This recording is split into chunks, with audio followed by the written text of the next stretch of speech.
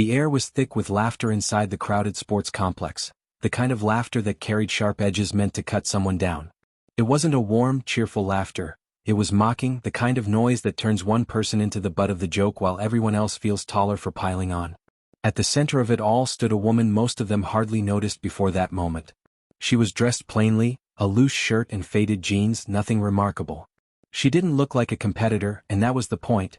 They hadn't expected her to step forward when the announcer had called for someone to attempt what everyone in the room had been whispering about for days, the impossible shot.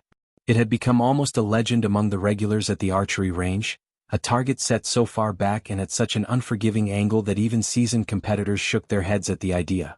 They called it impossible not because no one had ever landed it, but because anyone who dared to try always failed in such humiliating fashion that it became more spectacle than contest. People still attempted it, of course, but they did so knowing the laughter that followed was part of the ritual. And now, somehow, a simple woman no one recognized had raised her hand. She didn't have the build of a professional athlete. Her arms weren't roped with muscle, and her posture didn't scream discipline or training. If anything, she looked like someone who had wandered in by mistake, a mother waiting for her kid to finish practice, or perhaps a passerby curious about the commotion. That, more than anything, fed the crowd's delight. What could she possibly know about precision, about strength, about the 1,000 tiny adjustments that go into a perfect shot? They leaned back in their chairs, some nudging their neighbors, already tasting the comedy of what was to come. A man in the front row cupped his hands around his mouth and called, "Careful, don't hurt yourself." Another shouted, "Need me to hold it for you?" The room broke into chuckles. Yet through it all, the woman's expression didn't flicker. She simply approached the rack where the bow lay waiting. Her steps were quiet but sure, the kind of walk that doesn't demand attention but somehow gathers it anyway. By the time she reached the stand, the laughter had settled into a hum of anticipation. The announcer, clearly uncertain, leaned into the microphone. Are you sure, ma'am? This isn't a beginner's challenge. Many professionals have tried and..." He trailed off, perhaps realizing how condescending he sounded. The woman didn't even glance at him. Instead, she ran her fingers over the curve of the bow as though greeting an old friend.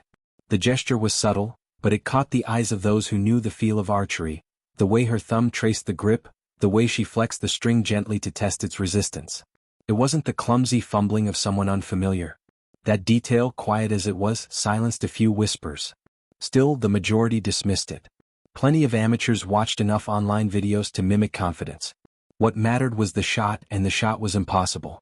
The target stood a full 70 meters away, high above the standard line, barely visible through the dim lights. Even hitting the board at all was a feat landing dead center? No one had come close. She drew an arrow from the quiver provided, and for the first time, a sliver of tension cut through the haze of mockery. Her movements weren't rushed. In fact, they were so deliberate that the room seemed to slow down with her. She knocked the arrow and raised the bow, her elbow lifting with smooth precision. Someone whispered, "Wait, she actually knows what she's doing." The words weren't meant to carry, but they did, and suddenly a shift rippled through the crowd. People leaned forward. Laughter dried up at the edges. The bowstring stretched under her fingers, pulled back in a steady, unshaking draw. Her eyes narrowed, locking onto the distant speck that was the target. She inhaled, then stilled, the picture of calm. In that silence, you could almost hear hearts beating, breaths being held. For a moment, it felt less like a sideshow and more like something else, something none of them had the words for yet. And then she loosed. The release wasn't dramatic, it wasn't a shout or a flourish.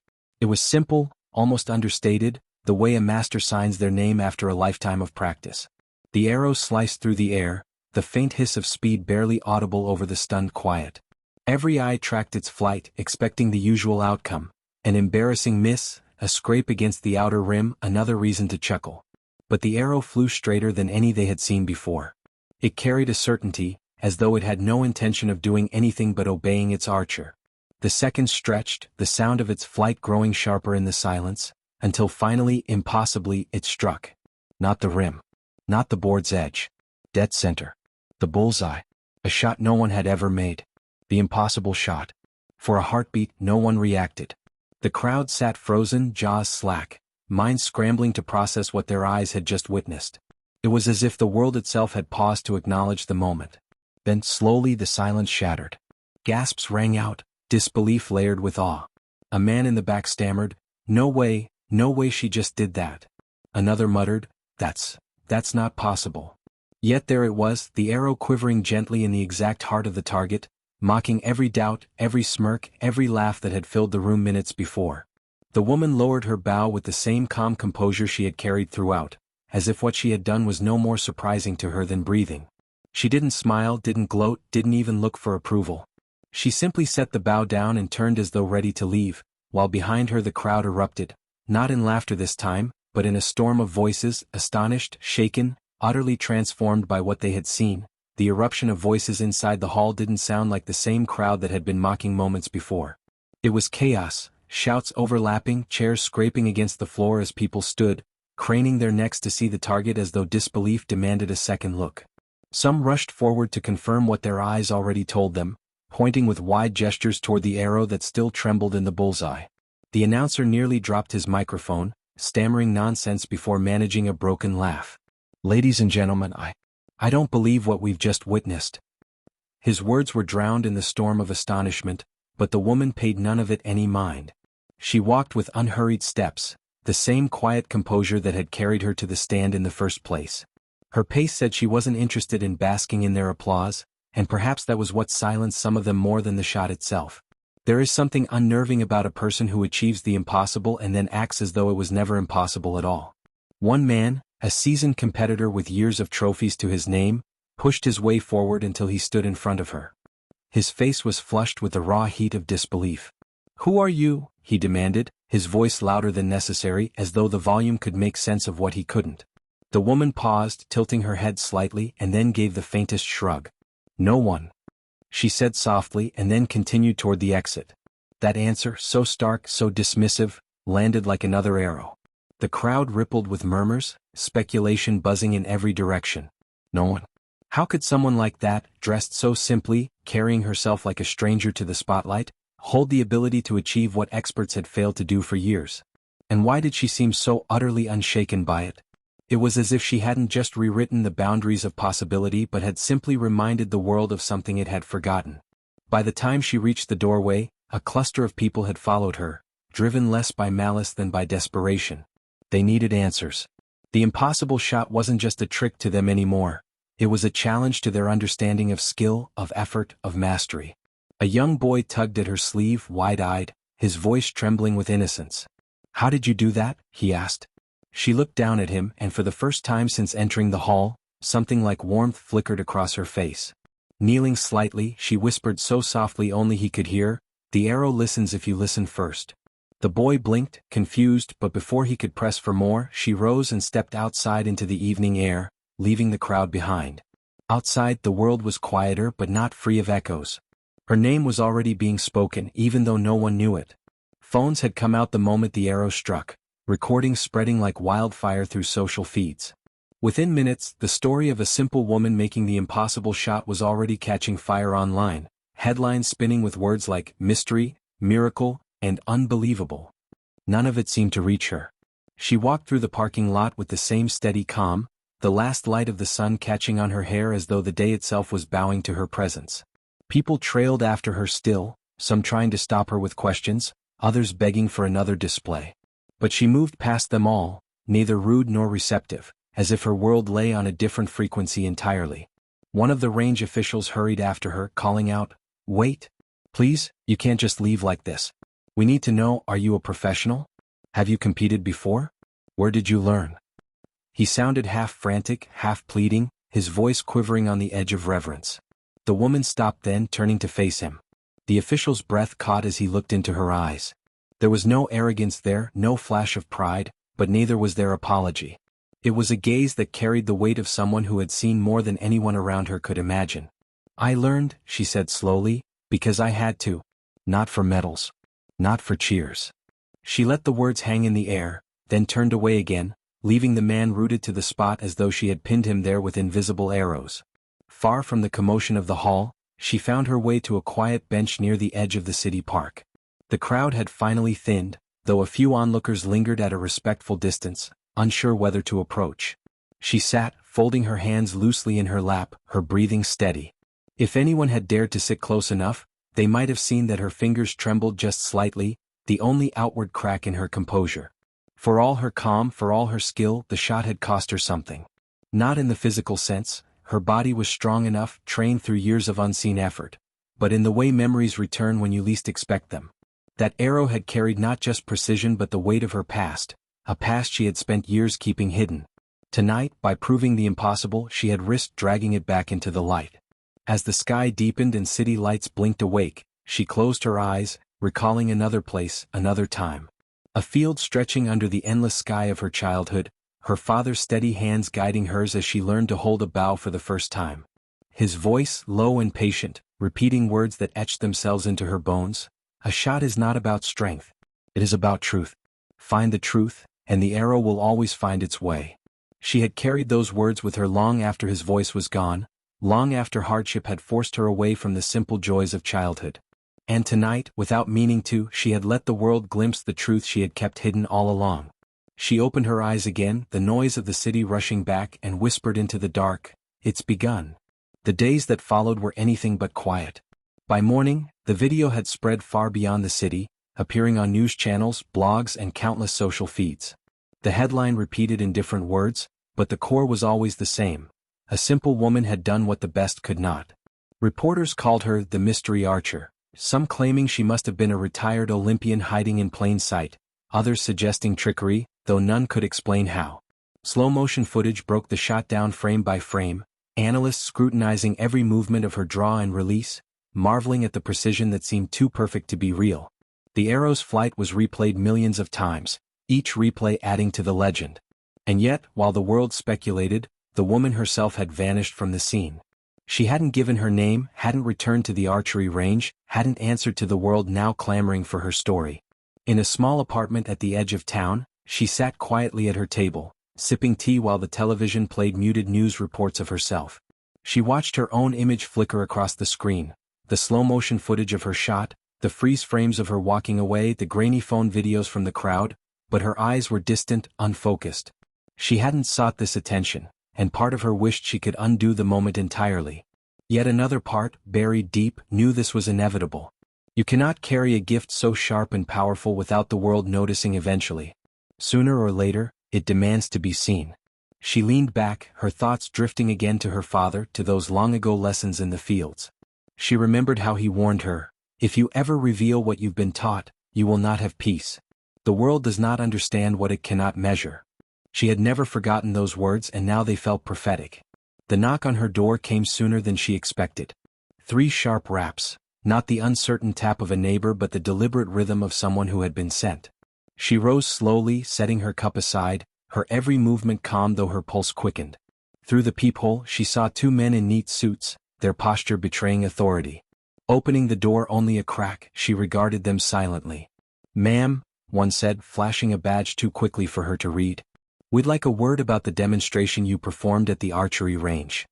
His voice was polite, but beneath it ran a current of pressure, as though refusal wasn't truly an option. She studied him for a moment, then opened the door wider, gesturing for them to enter. They stepped inside, their eyes flicking around the small apartment, taking in the plain walls, the worn furniture, the quiet air of a life lived simply. "We've reviewed the footage," the second man began, folding his hands. "What you did, well, frankly, it shouldn't have been possible. Not at that distance, not with that bow. And yet you made it look effortless." He paused, waiting for her to speak. It remained silent, her expression unreadable. "We need to know where you trained. Who taught you? Whether you're affiliated with any organizations." The words carried a weight heavier than curiosity. She understood immediately, this wasn't about admiration, it was about control. People in power saw in her a weapon, not a person. "I am affiliated with no one," she said finally, her voice even. "And what I did was nothing more than practice." The men exchanged glances, clearly unsatisfied. "Practice doesn't explain it," one pressed. "With skill like yours, you could be an asset to this country. There are programs, opportunities, ways you could put this to use." The implication was clear, though they wrapped it in velvet. "Join us or we will not leave you alone." Her eyes hardened, though her tone remained soft. "I am not a weapon," she said simply. The room stilled. The words had a finality to them, a wall no argument could cross. The men shifted uncomfortably, then stood, realizing persuasion would not work tonight. "Think about it," one said, slipping a card onto her table. "We'll be in touch." When the door closed behind them, she sat again, staring at the card but not touching it. She knew this was only the beginning. The impossible shot had drawn not only the curious but also the watchful eyes of those who hunted for talent to exploit. She exhaled slowly, steadying herself.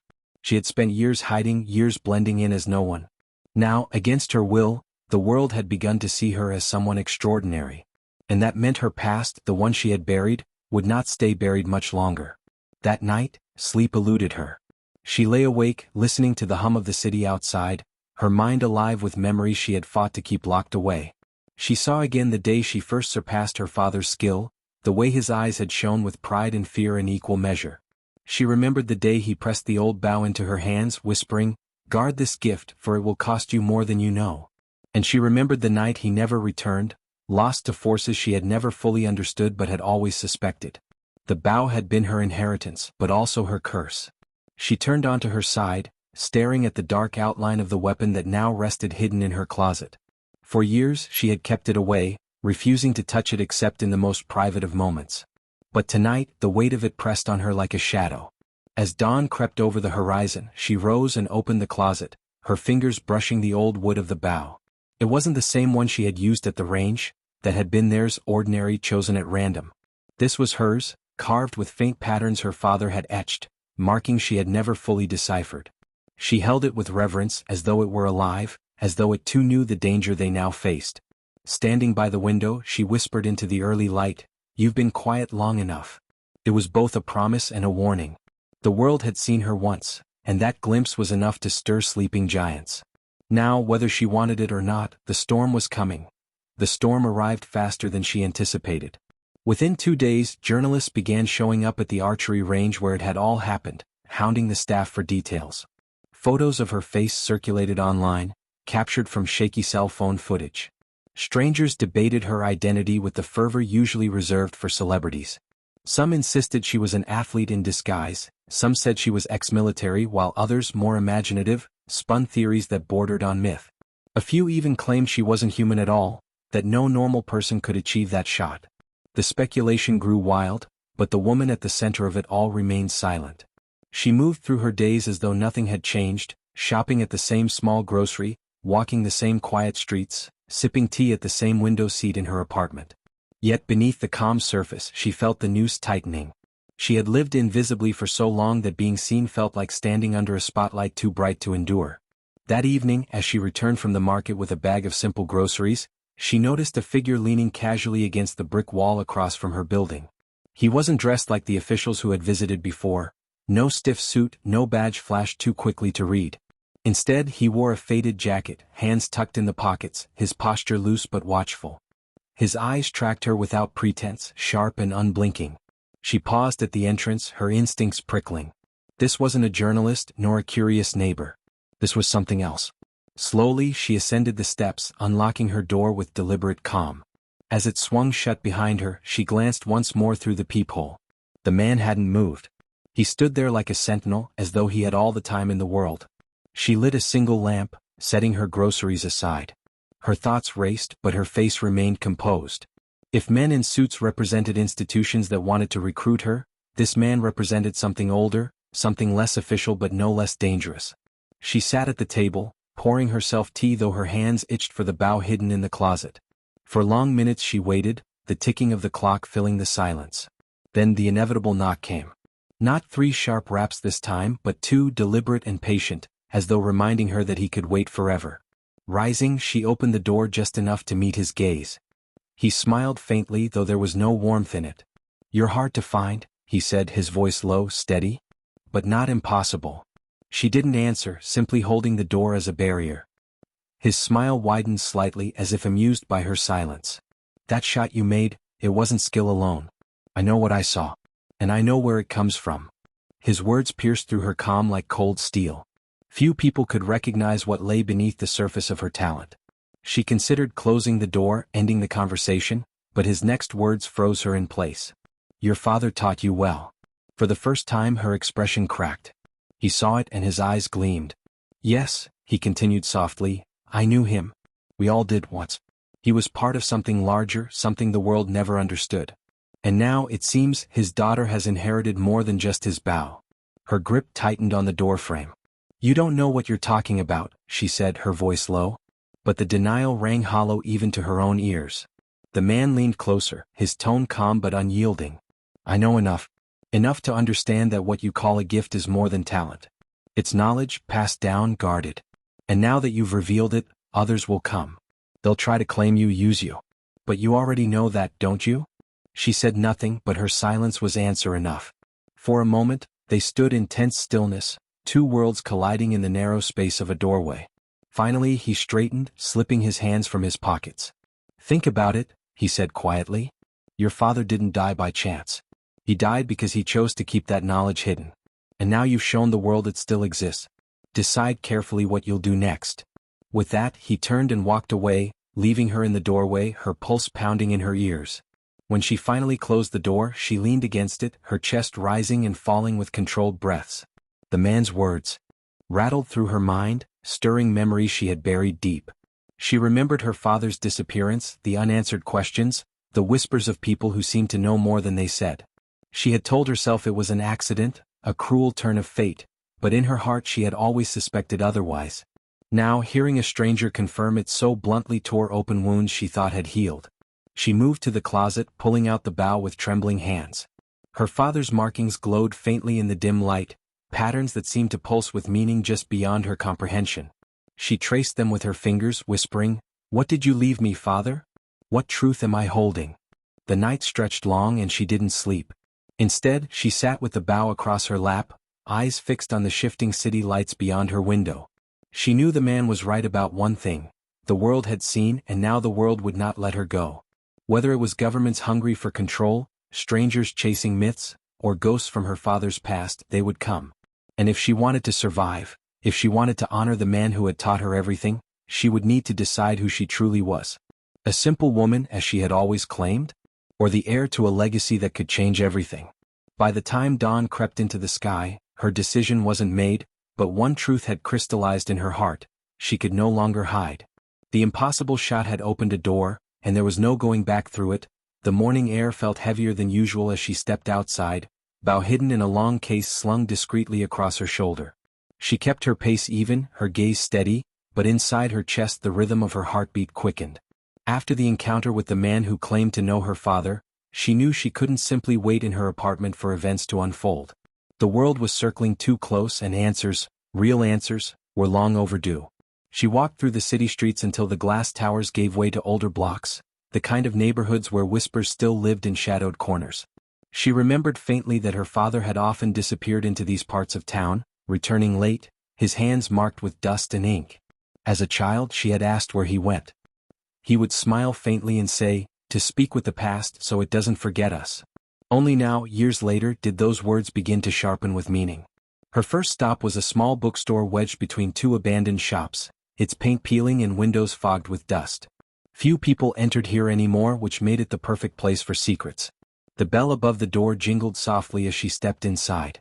The smell of paper and old wood filled her lungs, and in the dim light behind the counter sat a frail old man with spectacles perched low on his nose. He looked up slowly, and for a moment his expression was blank, as though he saw only another customer. But then recognition sparked in his eyes, and his lips parted in a trembling whisper. "You've come at last." She stiffened, caught between suspicion and curiosity. "You know me?" she asked. The old man nodded, pushing himself to his feet with surprising urgency. "Not you," he said, his voice cracking with reverence. "Your father." Her hands tightened on the strap of the bow case. "Tell me what you know," she demanded softly. The old man gestured for her to follow, leading her into a back room lined with shelves stacked unevenly with journals, scrolls, and brittle boxes. In the center stood a large wooden chest. With shaking hands he opened it and withdrew a bundle wrapped in cloth. "Your father left these for you. He said the day would come when you could no longer hide who you are. He made me promise to keep them safe until that day." The woman hesitated, her breath catching as he placed the bundle in her hands. She unwrapped it slowly, revealing a collection of leather-bound notebooks, their pages filled with neat, careful handwriting. Alongside them lay a small carved token, etched with the same strange markings that adorned her bow. She turned the token over in her palm, the grooves fitting into her fingers as though it had been made for her. "What is this?" she asked. The old man's gaze darkened. "It is a key," he said. Not to a lock of metal but to a place. A hidden sanctuary, where your father and others like him trained and guarded the knowledge you now carry. They called themselves the Circle of the Arrow. Few remain but the secrets endure. Her heart pounded as he spoke, each word unraveling the fog that had hung over her past for so long. She remembered nights when her father would sit by the fire, his eyes shadowed, speaking of burdens she was too young to understand. She had thought them the ramblings of a weary man. Now she saw them for what they were, warnings. Flipping open one of the notebooks, she scanned the pages. Diagrams of stances, calculations of wind and distance, philosophies of focus and stillness, every detail of the art of archery recorded with meticulous care. But there was more. Between the lines of technical notes were passages that spoke of something deeper, an arrow guided by intent, not force. The truth behind precision is not the hand but the heart. When heart and arrow align, distance is irrelevant.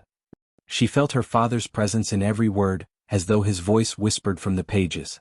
For the first time in years, her composure faltered, and her eyes stung with unspilled tears. The old man's voice broke the silence. You must be careful. Others know of this. They have hunted it for decades. The shot you made has stirred them. They will not stop now. She closed the notebook gently, her resolve hardening.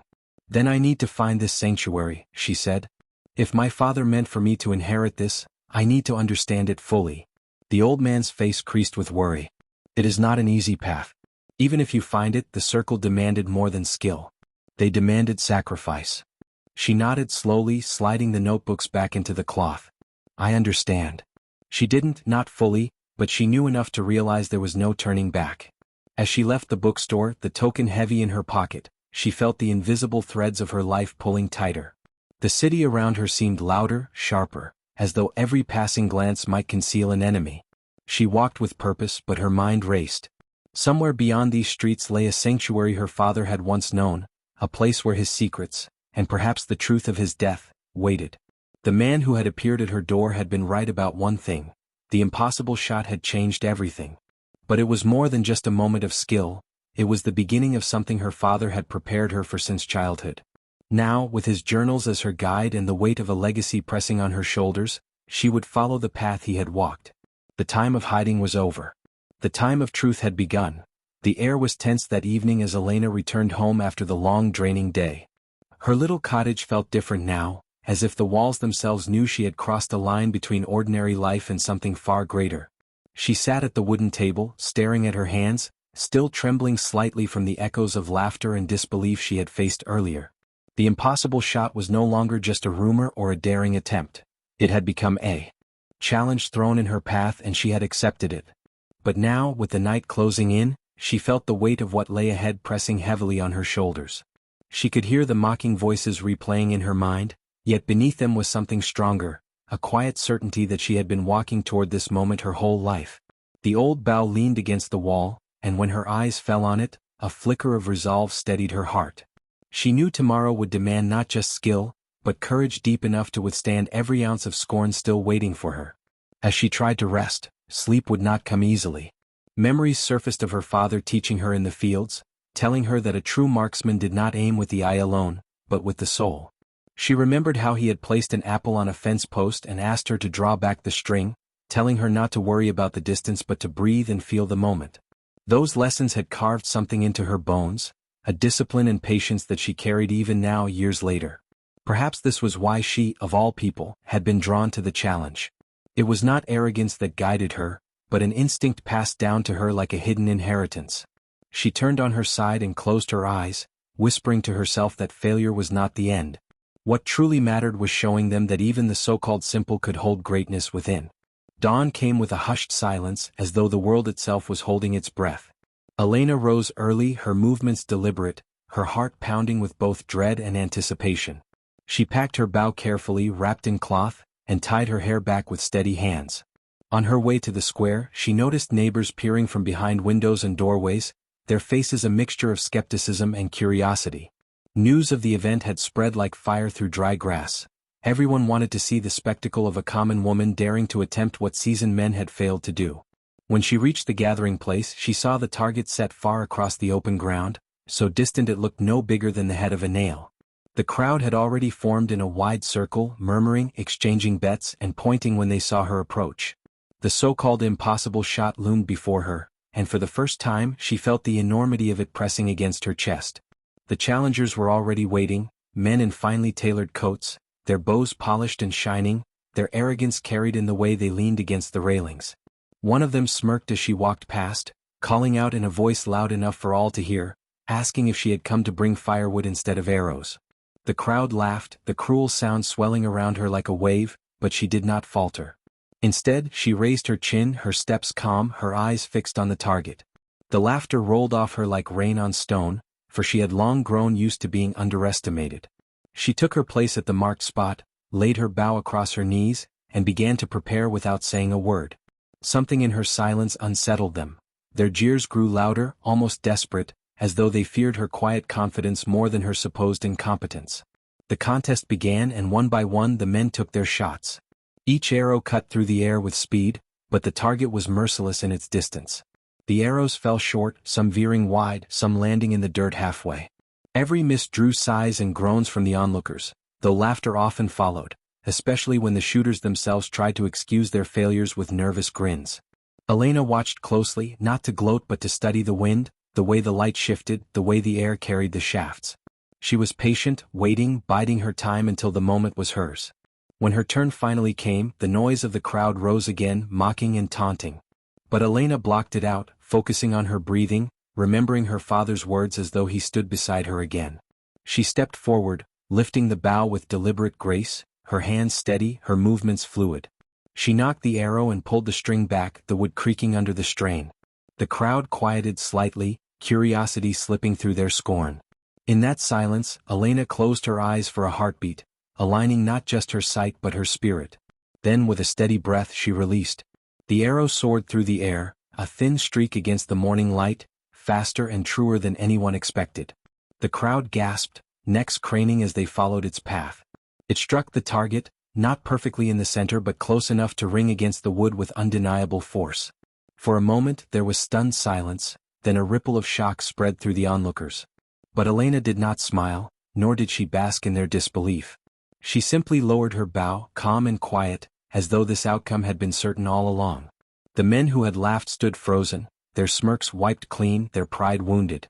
The crowd murmured louder now, not with scorn but with astonishment, some even clapping hesitantly as if unsure whether they should. Elena looked at the target in the distance, then at the bow in her hands and felt no triumph, only the deep satisfaction of proving what she had always known, that the impossible was only impossible until someone dared to attempt it. She turned and walked back toward the edge of the circle, her head held high, leaving behind the weight of doubt that had shadowed her. The sun began to dip lower, staining the horizon with orange and gold as the crowd gathered once again around the old range. Word had spread far beyond the little town by now. Travelers from neighboring villages, even a few people from the city, had come to see the woman they called the miracle shot. Vendors had set up stalls, selling roasted corn, sweet tea and wooden carvings shaped like arrows and slings. Children played near the fences, laughing and mimicking her stance with sticks, while the elders murmured with a mix of awe and doubt, as though they couldn't decide whether they were witnessing skill, luck, or something greater than both. At the center of all this stood the woman herself, calm, quiet, and unchanged. She wore the same simple clothes she had worn when this began, her hair tied back neatly, her eyes focused not on the crowd but on the target waiting at the far end of the range. It was a new challenge today, even harder than before. 3 clay discs suspended at different angles, each one swaying gently in the breeze. No one had ever attempted such a shot in this town's long history of contests, because the chance of hitting even one was considered slim. Yet here she was, steady as stone, preparing without hesitation. Her critics had grown fewer but they had not disappeared. Among them was Harold, the man who had first laughed at her and called her a fool. His pride had been wounded with every display she made, and though he no longer shouted insults openly, he whispered doubts to anyone who would listen. "Luck runs out," he muttered to a group of men near the fence. "She'll miss today, you'll see. The higher the crowd lifts her, the harder she'll fall. That's the way it always goes." But even as he said it, a part of him dreaded the possibility that she would prove him wrong again. The announcer stepped forward, his voice carrying over the murmurs and the sound of the wind. "Ladies and gentlemen, what you are about to witness has never been attempted. The rules are simple. She has 3 chances to strike each target. If she misses even once, the challenge ends. If she succeeds, he let the words hang in the air, letting the crowd fill in the meaning themselves. A hush fell. The woman picked up her sling, placed a stone carefully in the pouch, and breathed deeply. She did not think of the crowd, nor of Harold's words, nor of the weight of expectation pressing down upon her shoulders. She thought only of the rhythm of the wind, the way the discs swayed, the memory of every stone she had ever thrown since childhood. She felt the leather of the sling warm in her hands, the pulse of her heart steady in her chest. And then with one smooth motion she released. The first stone cut through the air like a hawk diving. It struck the first disc dead center, shattering it into a burst of clay fragments that glittered briefly in the fading light before falling away. A gasp went up, then applause, but she had already drawn another stone. The second disc swung erratically, higher and faster than the first, yet she followed its motion with unshakable eyes. Again the sling whirled, again the release came, and again the impossible happened. The disc cracked apart, halves tumbling downward in perfect symmetry. By now the crowd was roaring, but the greatest test still awaited. The final disc, the smallest, set at a distance so far that even the seasoned hunters of the town shook their heads when they looked at it. It swayed like a ghost at the very edge of sight. For a moment, silence returned as the woman lifted her third stone. Even the wind seemed to pause, as though nature itself was holding its breath. She closed her eyes briefly, and in that instant, a memory surfaced. Her father teaching her in the fields, telling her, "The world will always tell you what cannot be done. But the stone only knows the truth of your hand and heart." She opened her eyes again, steady, resolute. She spun the sling once, twice, 3 times, then released with all the strength of her conviction. The stone soared, a faint streak against the sky. The crowd leaned forward as one, every heartbeat suspended. It seemed to fly forever, then, crack. The final disc shattered into countless pieces that sparkled like fireflies in the dying sunlight. For a heartbeat, silence ruled. Then the air erupted with cheers, louder than ever before, echoing across the fields and into the very heart of the town. The woman lowered her sling, her face calm, though her eyes glimmered with quiet satisfaction. She had done it. Not for glory, not for applause, but because she had believed it was possible when no one else had. The crowd surged forward, lifting her up, chanting her name, their voices a wave of triumph and gratitude. Even Harold, standing stiffly by the fence, felt the ground of his certainty crumble beneath him. He tried to look away, but the truth was written in the faces of everyone around him. She had changed something far greater than just a contest. Later that night, as the celebrations continued and lanterns glowed across the village square, the woman sat alone for a moment on the edge of the range, looking out at the broken discs scattered across the ground. A soft smile touched her lips. She knew this was not the end. There would always be new challenges, new voices of doubt, new tests of belief. But she also knew something far more powerful. She had become a symbol, not of chance but of proof. Proof that the impossible was never beyond reach, if only one dared to try. And as the stars began to shine above, the people's cheers carried on the night wind, a promise that her story would not end here, but live on in the memory of all who had witnessed the day the impossible became real. The sun had begun to sink lower on the horizon, casting the entire fairground in hues of amber and gold. The tension that had filled the air earlier still lingered, though now it carried a different weight, one of anticipation, admiration, and a growing sense of disbelief at what had just unfolded. People had come expecting entertainment, maybe some laughter at the expense of a woman they thought could never succeed at an impossible shot.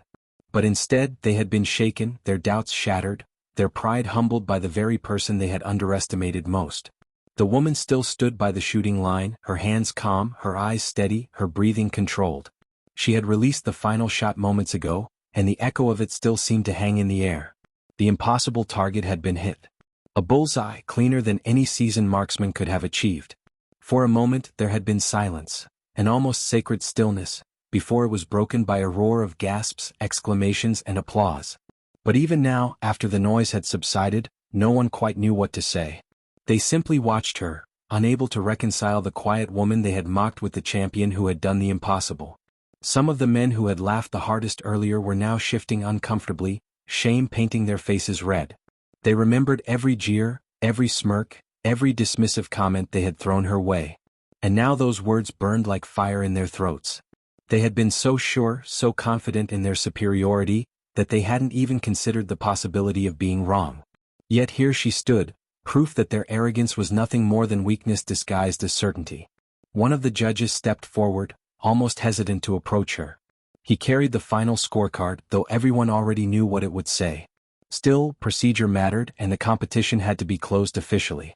His voice trembled as he spoke, announcing to the crowd that the woman had not only succeeded in hitting the target but had done so with the highest precision ever recorded in the tournament's history. The words struck like lightning across the crowd, drawing another wave of astonished gasps and then a thunder of applause so loud it rattled the air. People clapped, shouted, even cheered her name, though she had never once asked for recognition. The woman simply smiled softly, bowing her head slightly in acknowledgement, though her calmness made her achievement even more powerful. She did not gloat, did not raise her arms in triumph, did not throw their mockery back in their faces. She carried herself with quiet dignity, as if proving them wrong had never been about revenge but simply about showing the truth. That was what unsettled people the most. Her victory was not loud or brash, it was undeniable and that made it unforgettable. Among the crowd, a little girl pushed her way forward, her eyes wide with wonder. She had been watching from the sidelines, too small to join in the competition, too overlooked to be noticed. Yet she had seen every moment, and what she saw had changed something deep inside her. She ran up to the woman, tugged at her sleeve, and asked in a trembling but hopeful voice if she could one day shoot like her. The woman knelt, looking into the girl's eyes with a warmth that seemed to melt away all the harshness that had hung in the air before. She told the girl that skill came not from strength, nor size, nor even reputation, but from patience, practice, and belief. If she held those three things close, she could accomplish anything. The girl's face lit up with a radiant smile, and in that moment, a new spark had been lit in the world, proof that inspiration was the greatest legacy anyone could leave behind. The men who had mocked her earlier found themselves speechless. Some tried to justify their behavior, mumbling excuses about not knowing who she was or not thinking the shot was possible. Others simply lowered their heads, too ashamed to face her. But she gave them no punishment, no cruel words in return. Her silence was enough. It forced them to live with the weight of their own actions. And as they looked at her, they realized the real difference between them. They had come seeking victory for their pride, while she had come seeking nothing but truth. The announcer called her forward to receive the grand prize. The stage was decorated, the trophy gleaming under the fading light of the sun. As she approached, the crowd erupted again, not because of the prize itself but because of what she represented. She was no longer just a participant, no longer just a woman they had dismissed. She had become a symbol, a reminder that true strength lies not in appearances but in the quiet resilience of the human spirit. She accepted the trophy with the same quiet grace she had shown all along. For her, the weight of it was nothing compared to the weight of the journey that had brought her there. She thought of the hours spent practicing alone, the countless failures before success, the years of being overlooked. This moment was not just hers, it was proof that persistence, humility, and belief could break through any barrier. As the sun finally dipped below the horizon and the crowd began to disperse, the story of her impossible shot spread like wildfire. It would be retold in whispers and shouts, passed from person to person, until it became something more than just a competition's ending. It became a legend. And though she would eventually walk away from the spotlight, living her life quietly once again, her name would remain etched in memory as the woman who had done the impossible. And somewhere in the back of that crowd, the little girl still clutched at her own small practice bow, her heart burning with a dream she now knew was possible. Because she had seen it with her own eyes, when the world laughed, one woman had proved them wrong. And that truth was enough to change everything. The end.